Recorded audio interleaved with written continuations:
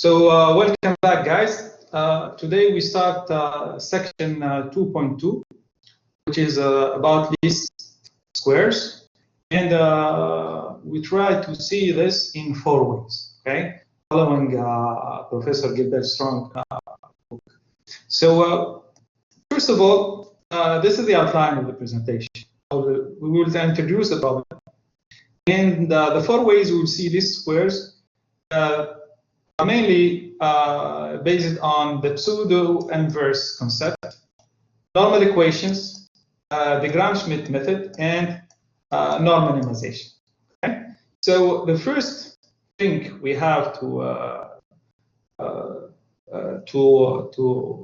understand in this typical context is that sometimes we don't have the choice, but we have to deal with unsolvable linear equations. And in many applications, we do get at the end unsolvable linear equations to solve. What does that mean? What do we mean by unsolvable linear equations? It means we need to produce a best solution that could approximate the solution to ax plus b. Okay?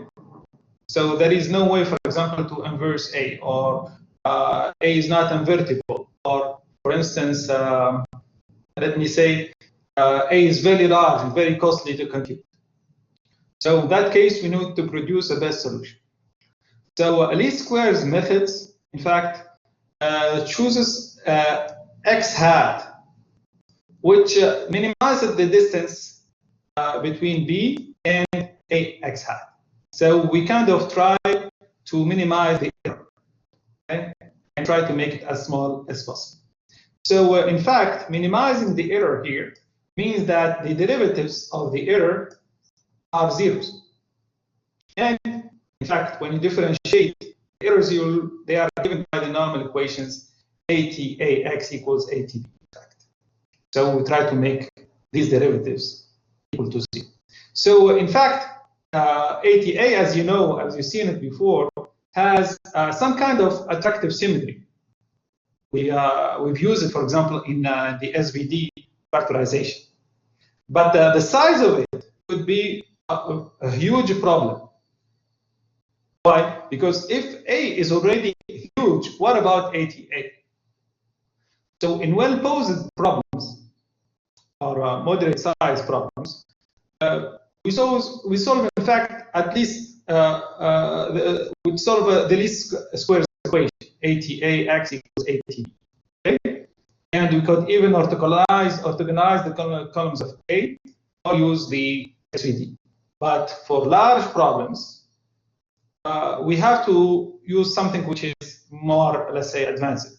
So for example, we could sample the common space of A.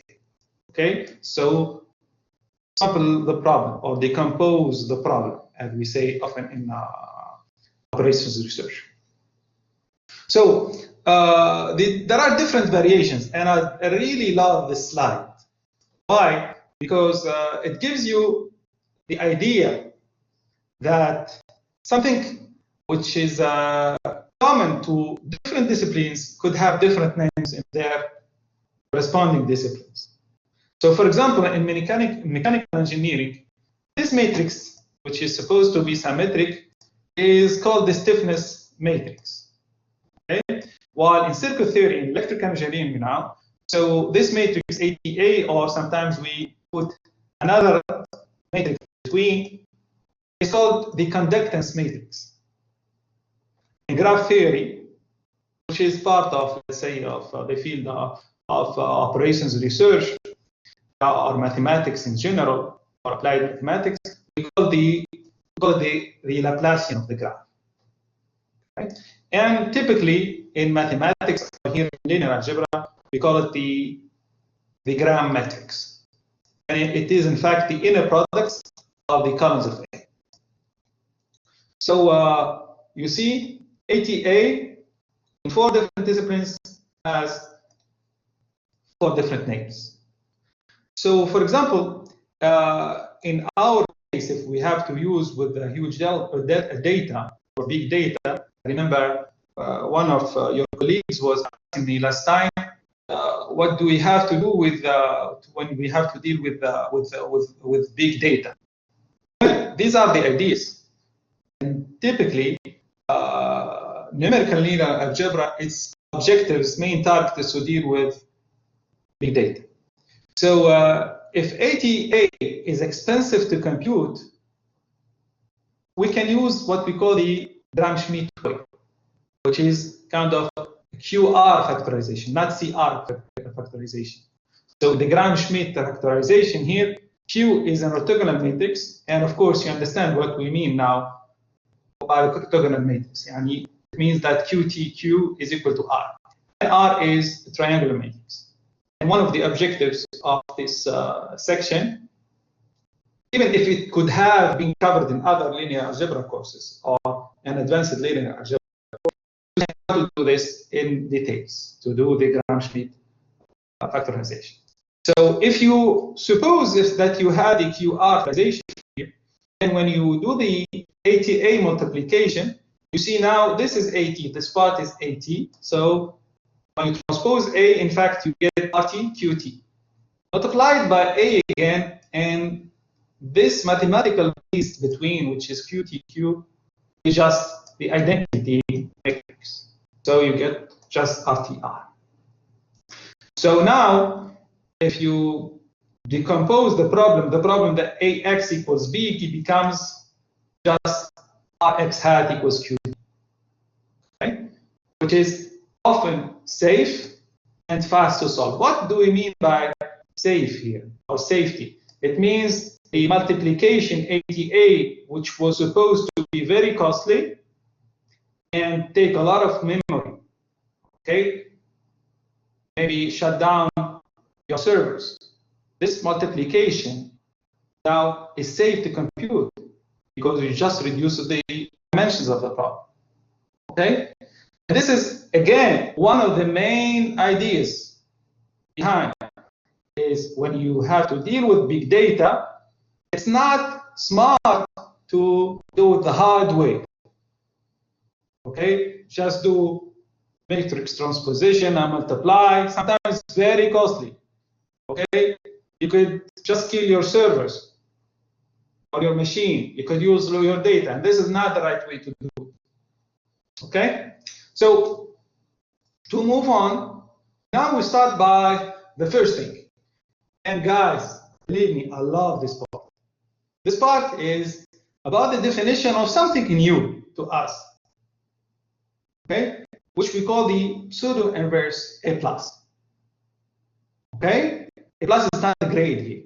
A+ is a matrix, which is kind of has similar properties than the inverse function, the inverse matrix of A. So if A is invertible, of course, general, A+ ends up to be A minus 1. Okay? There is no doubt about it. But here we are going to find a pseudo-inverse function, a pseudo-inverse matrix, even for non-square matrices. So even for a non-square matrix A, we can define an A+ function, an S matrix again function, which has some properties. So in fact, if A is n by n, you're going to end up with A+, which is n by m.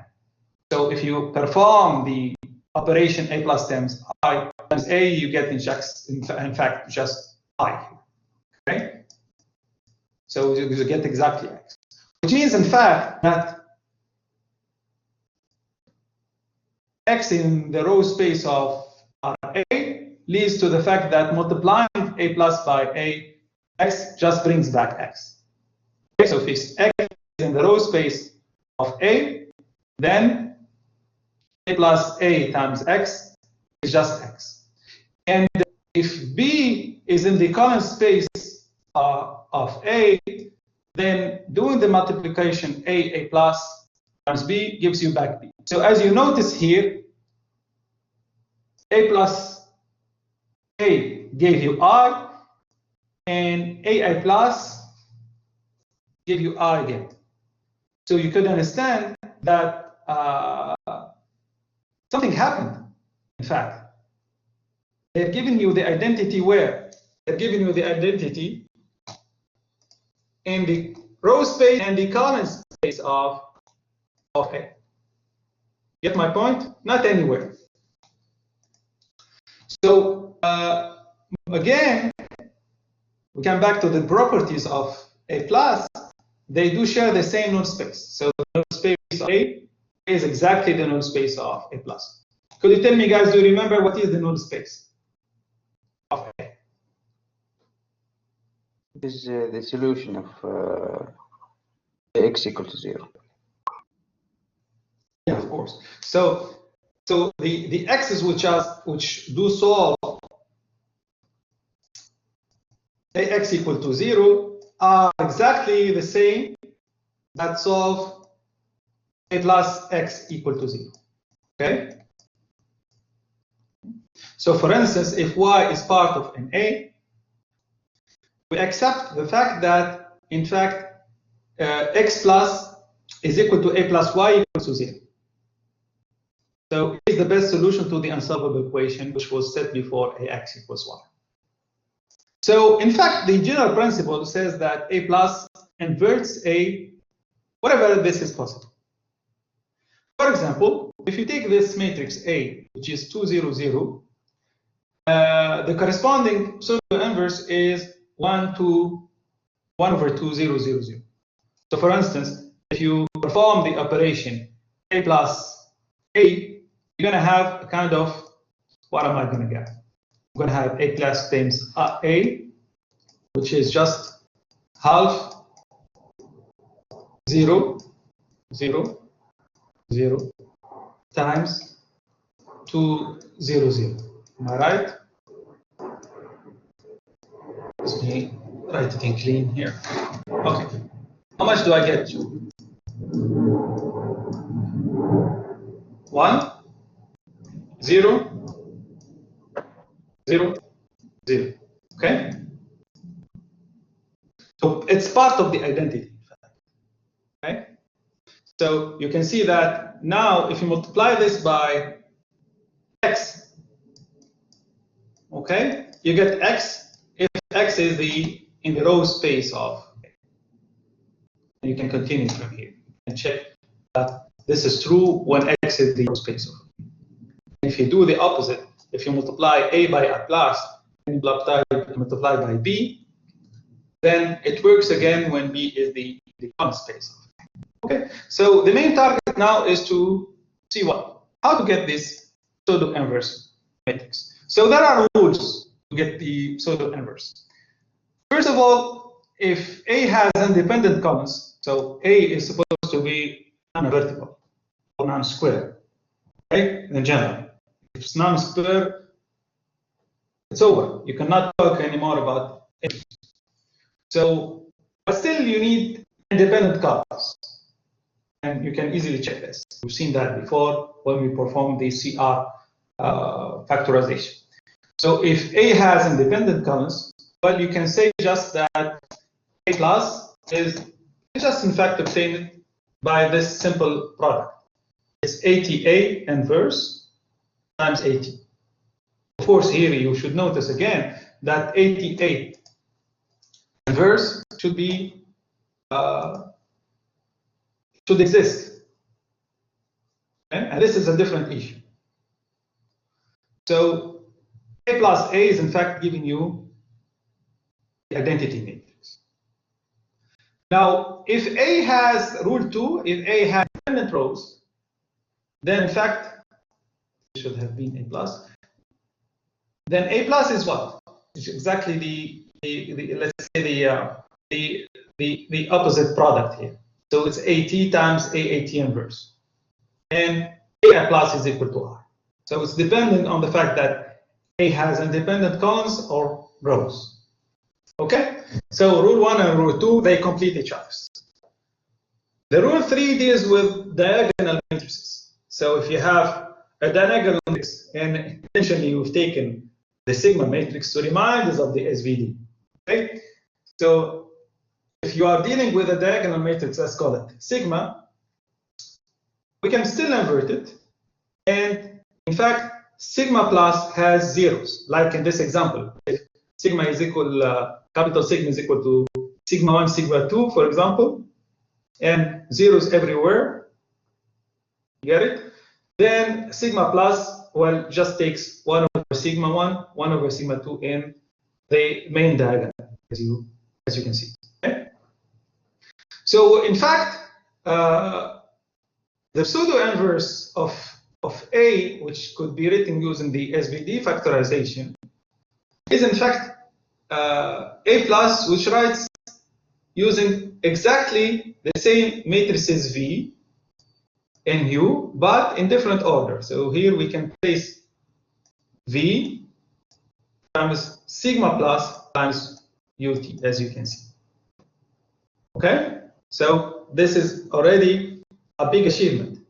Not only we have rules to get A plus in case A has independent columns or has independent rows or diagonal matrix, but we can even write the SVD factorization. So in general, in that case, the least square solution to all of this, the least square solution to all of this, well, AX equals B is given by just X plus, which is A plus B. Got it? Okay. So in fact, when you set X equals X plus equals X A plus B, you just minimize this distance, B minus AX. So in fact, X, which is written as plus B, is the square solution. And not only this, it is the solution with the minimum norm. Because for any other X hat that solves the least square solution, the X plus you just found has less or equal norm. Okay? So the X plus, the X plus we just found using the pseudo-inverse solves the least square solution problem and minimizes the norm of your vector. Got it? Any question, guys, on this? It's a beautiful principle that now we can define what we call a pseudo-inverse matrix for any matrix which is even non-square. Well, this is beautiful. And for the case, the particular case where we are dealing with square beautiful A square matrices and which are invertible, then A plus is just A inverse. Okay, let's see one good example for this. For instance, we have this simple linear system where, as you can see, A here is non-invertible, and we have to find a vector x1, x2 that solves this linear system. Okay, so in fact, you need to find what? First of all, the pseudo-inverse of A. Am I right? And here, if you apply the rules, the pseudo-inverse of A is A plus given by 1/3, 0, 0, 0. To get this A plus, I just applied the rules which are there. Okay? So you can see that, for example, well, which rule did I apply? I do just the fact that this is a diagonal matrix, for example. Okay, the rule for sigma. Okay, and I'm applied by 6, 8, so I get the X plus, which is 2, 0. And this solution 2, 0 is in fact the least square solution and the minimum norm solution.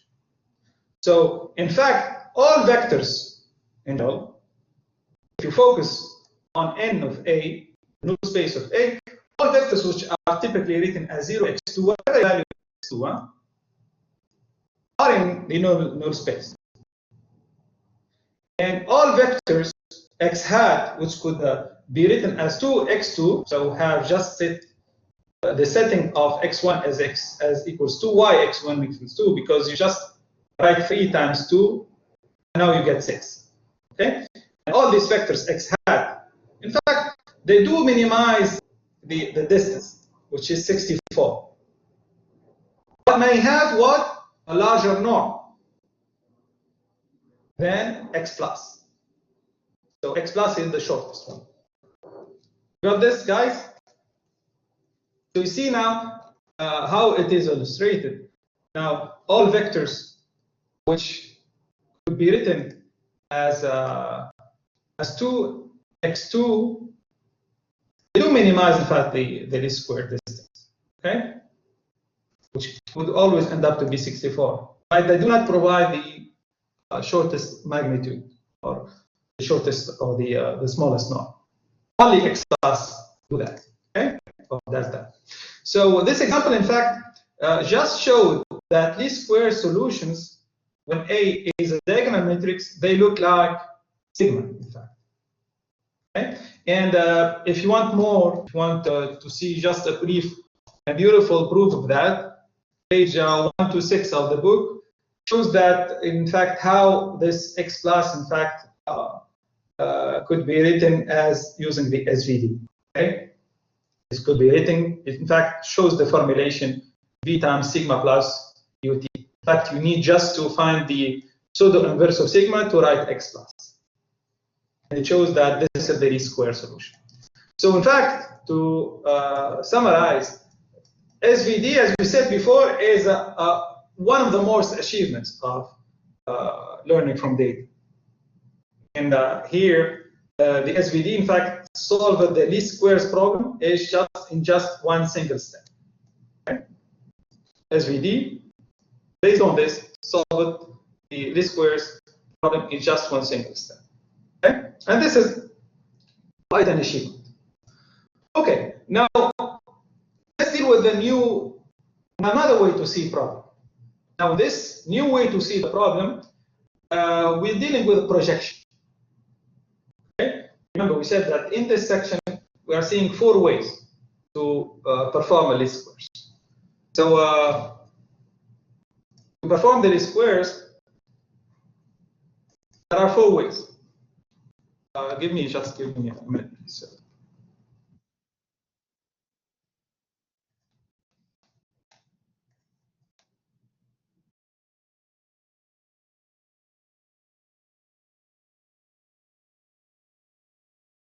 Okay, sorry for that.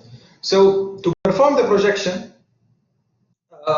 one needs to understand, first of all, that if B is not in CA, so if B is not in the Coulomb space, X equals B has no solution. So in this part, in fact, we need to understand why X equals B has no solution. Because just B is not in the Coulomb space. So in this beautiful representation, this beautiful figure, you can see that this happens, for example, if the Coulomb space is given by this plane. If the Coulomb space is given by the plane here, which is below, and B is not in the Coulomb space, you have no solution. There is no way you can have AX equals B. Okay? So therefore, in fact, what you're trying to do is to find the projection of B on the plane. And the best vector to approximate the solution is this projection. So the best vector P, which is AX hat, needs to be a projection of B on CA. Okay? Because definitely it would have the shortest magnitude, shortest norm. Okay? So what you need to understand now is how to perform this projection. So P comes from, in fact, the solution of what? Of ATA X hat equals ATB. Okay? And however, here you can see that ATA need to be inverted. So we need to make sure that this symmetric matrix ATA has independent columns to be inverted. Okay? That's the point of saying that needs to have independent columns or independent rows. Okay, so in this figure, we need to focus on one thing: this error vector. The following figure shows the important right triangle with BPC, with BPE here should be. Okay, so what happens here? You see the error is there. It's B minus P. The error is just B minus P.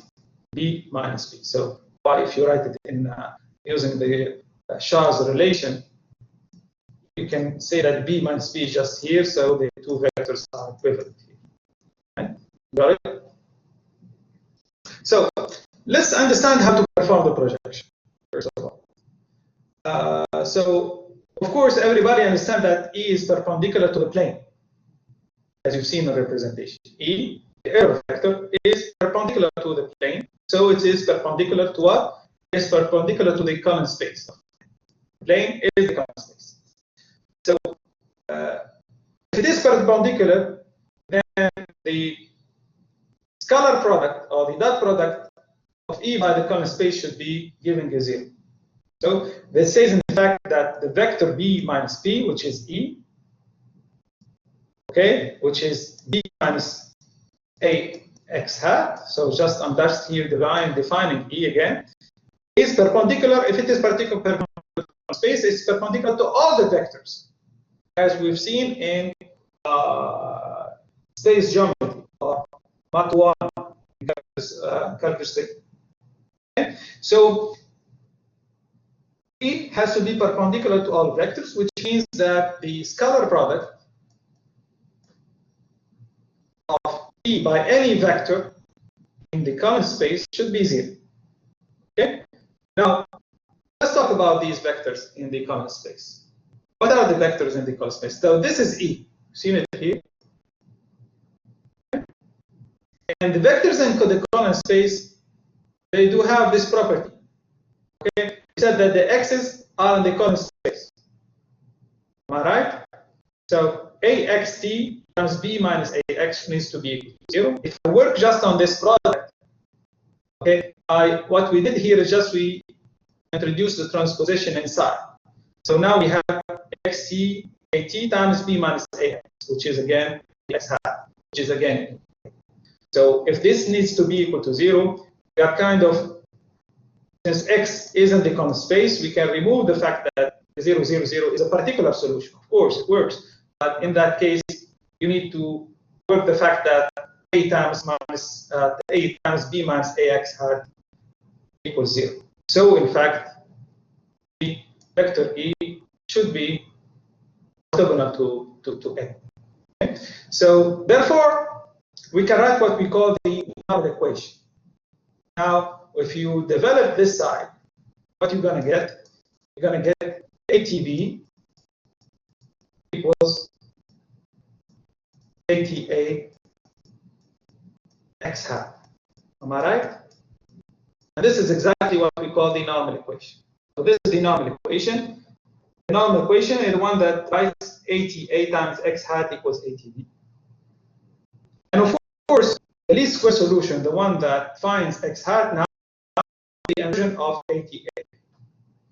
So X hat now would use the normal equation and writes as ATA inverse times ATB.